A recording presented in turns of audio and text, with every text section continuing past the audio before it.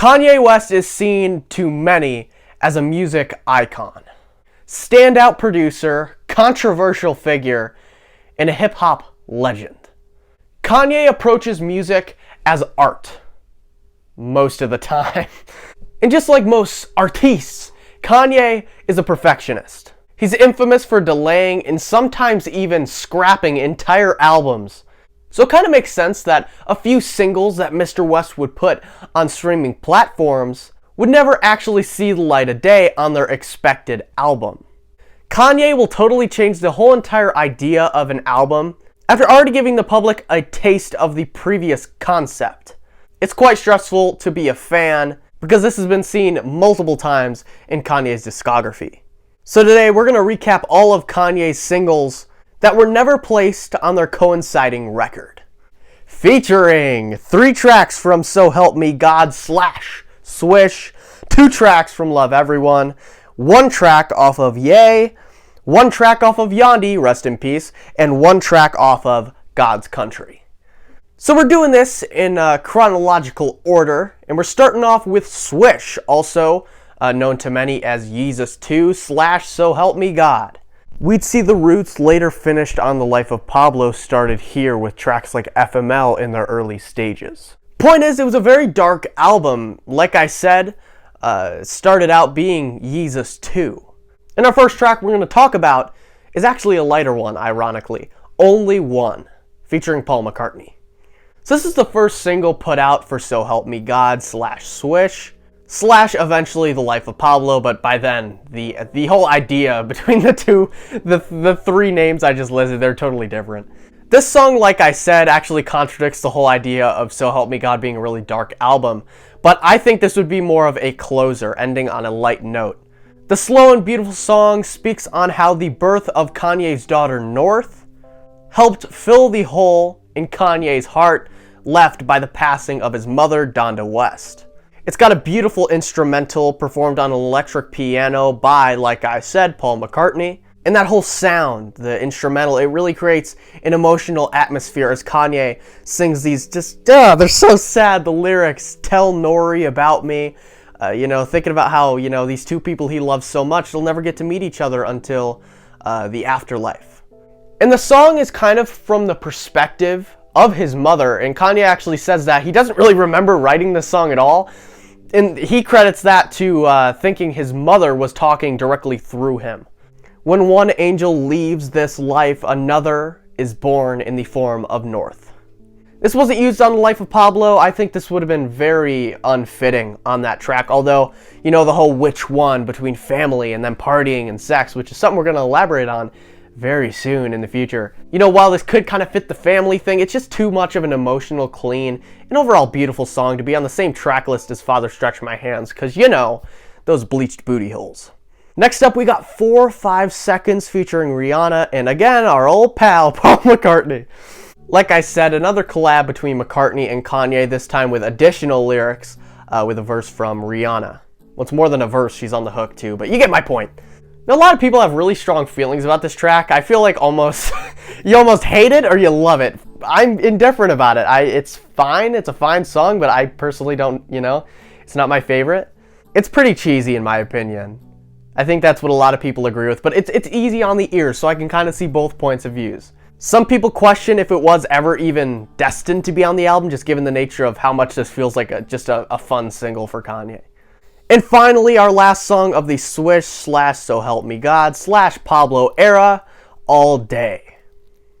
All Day is a very in-your-face social commentary by Kanye West on black youth in America. Very Yeezus type of vibes in terms of the instrumental, in terms of the lyrical delivery. In a lot of ways, it's kind of like Black Skinhead, where it's a great song to play in the gym. It gets you hyped up. And you're not going to guess who's featured on this one. Paul McCartney! It's a very weird feature by Paul McCartney, and actually he was discouraged from doing this by Oprah due to Kanye's use of the repetitive N-word.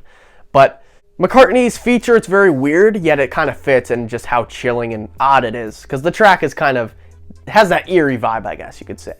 This even had a verse from Kendrick Lamar. He was supposed to be on this track, but when it did get released as a single, it never, the Kendrick verse was scrapped, sadly. In the refrain of the song, Alan Kingdom sings some cool lines. We also see Theophilus London shining on the bridge of this song, before Kanye sweeps us off our feet with his loud and bombastic, repetitive delivery. So what's funny about this song is not only would So Help Me God never be released, it would be turned into Life of Pablo and stuff, if you can even consider those, you know, the same ideals. But also, it was supposed to be released in July of 2014. This wouldn't be released until January 2015. Now, whether that was because Kanye knew the album wasn't coming for a while, or maybe the song wasn't ready, I'm not really sure, but wow. So this appeared on So Help Me God track list, even the Life of Pablo track list with Swish. Played at the Life of Pablo listening party, but never would be put on an official album. Our next era is a very odd one, the Love Everyone era. Really a response to the whole backing of Donald Trump for Kanye. He was canceled by nearly everyone, dropped by many friends. You gotta be a free thinker. That was his whole big thing, being a free thinker and loving everyone no matter political affiliation, which is actually a beautiful sentiment until he did get more specific into his political views, and that's when this whole, thing started. First song we're going to talk about here is actually, I'm contradicting myself with each one here. It's Lift Yourself, a very meme song and not really a political message to anyone. And it actually doesn't promote love at all. It promotes some hate. So, of course, this is the very wacky song by Kanye West. Got an awesome instrumental. So awesome that Drake wanted to use it himself, wanted to purchase it. Kanye basically said, no, I'm going to use it. I got big plans for this thing. Tweets out that he has some amazing bars on this. This is going to be crazy. The beat's awesome. Song gets going, get going. We don't hear from Kanye at all until like a minute 30. He says these next bars are going to be sick. And believe me, they were. Forgive me for looking at my notes here, but I gotta really get these right. These are very specific bars, so even got to grab my glasses here, get a read on these things. Excuse me. All right, so lyrics. Whoopity scoop. Scoop, scoop, scoopity whoop. You can kind of see why that would rub people the wrong way. But yeah, the last line, whoopity scoop poop, maybe Kanye went a little too far. That was really controversial. And our last song in this era, Ye versus the People, featuring T.I. as the People. Let me just say this. I absolutely hate this song. So the whole concept of Love Everyone, like I already said, was basically Kanye's response to being canceled by the media, going publicly as a Trump supporter. And let me repeat myself here for this song. The whole backing of Donald J. Trump, it ruined a lot of relationships for Kanye. A lot of people who were very close to him, very close to Kim, they totally gave up on Kanye and were very disappointed. One of those being T.I. He wrote a thorough novel on Instagram on why Kanye has disappointed everyone. But just like most of the people who canceled Kanye and decided to cut off ties, they were friends with him right away, and he actually got in the studio with Kanye for this song. It's a very weird song. It's if you can call it a song, they're not really rapping, going off each other. They're just going back and forth with a weird political debate, and nothing really gets solved. Other than like, okay, we're going to agree to disagree after wasting everyone's like 2 minutes and 30 seconds. So, yeah, weird stuff, and this is one of the instances where I'm actually happy that a Kanye album got scrapped, or at least, changed to our next era, which is Ye. Of course, like I said, Love Everyone was turned into this. A lot of ideas off Love Everyone were scrapped, and Kanye got creative with it. According to Kim Kardashian, actually a week before the 7-track album was released, which is fascinating. So Gone was the really political message, and In was the more free-thinking, people calling him crazy, mental health concept, which in my mind makes Ye such an awesome listen. It's very interesting. So we're going to get a taste of this new direction with a single titled Ecstasy. X-T-C-Y. Now this song is crazy. I mean, imagine Kanye being like, okay, everyone cancels Kanye, he meets with Trump, and then Kanye's like, you know what, I'm going to respond to them, I'm switching the album, maybe I should get too political, let's just get into how, let's have me on my Superman stuff and rebuttal against the media. And then he drops this song. And I'm not even saying it's a bad song, it's a message that would be best heard if listening to an album all the way through. And I know Kanye loves to create controversy and stuff, but maybe not as fitting. There's a very rugged and eerie instrumental beat as Kanye sings over it in a very not formal delivery. The whole sound of this, it almost takes you in the mind frame of someone who is on, you guessed it, ecstasy! Woohoo! But like I said, it's not even like the song's bad, it's actually quite genius. But most people really couldn't understand the overall message and irony of the tune because of this line. You got sick thoughts? I got more of them. You got a sister-in-law you would smash? I've got 4 of them. This line is really to drive home how dirty Kanye can get when he's in his lowest state of mind, his lowest frame of mental health. And you can kind of see Kanye exploring the darkest parts of his mind in Ye. I mean, the opening track, I Thought About Killing You, is a perfect example of that. And that's what I kind of mean when this would fit perfectly on the album with the narrative, just not the best for a single in my opinion. This would be on the track list, but eventually would be scrapped before the album would be released. But I've done this before where I fit it perfectly in between All Mine and No Mistakes. Because it perfectly fits the narrative of no matter how many times Kanye messes up, he's always got Kim Kardashian with him. And with recent news, that's really depressing. And it fits perfectly even more now that I think about it with the single being released and the controversy of that line. Because he literally said he wants to F Kim's sisters and she stays with him.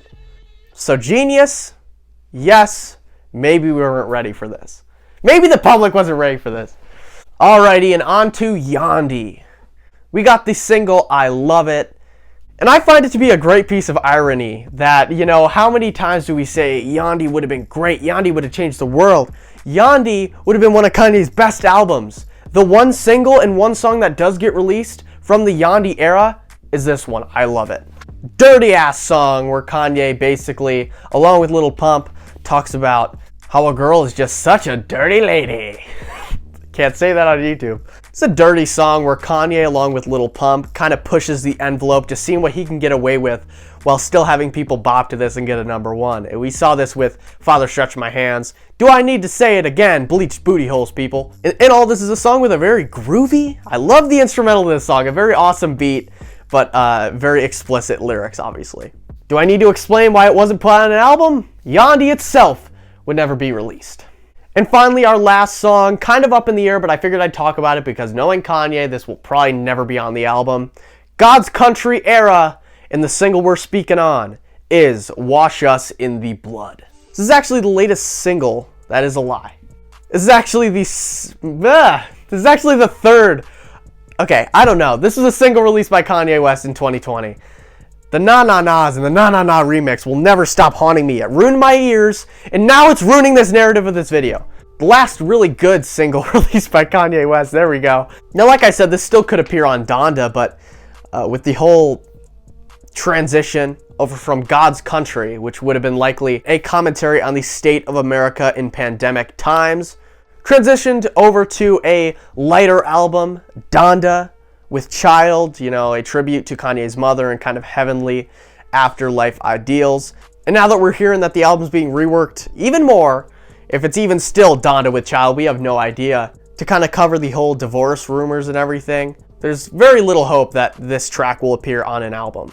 But this was released, Kanye got back on Twitter, said a single was dropping to hype up the new album coming summer 2020, God's Country. The song had a very dark and sinister vibe to it. This implemented Kanye's Christ-like lyricism to that dark, rugged sound that Kanye implemented on Yeezus. So I had very high hopes for a very dark, kind of album for Kanye. I think he thrives in like a eerie type of theme. But of course, from God's Country to Donda with Child to question mark, we've had no releases from Kanye, so this one's up in the air. Well, there you have it. I wanted to give you guys this video. I know it's not a formal deep dive into anything, but I wanted to give you guys something to hold you over because I'm going to be working hard on a big video, a video I've wanted to do for a while. So I hope you guys enjoyed this video. Any singles I missed? I know these are all recent, but I feel like that was really because after Yeezus, Kanye's whole idea and his mind and train of thought, I guess you could say, it became more prone to changing when discussing and structuring albums. Let me know if I mispronounce anything in this one. Shakaris. And I hope you guys enjoyed this video. This has been Ye with KC, signing off.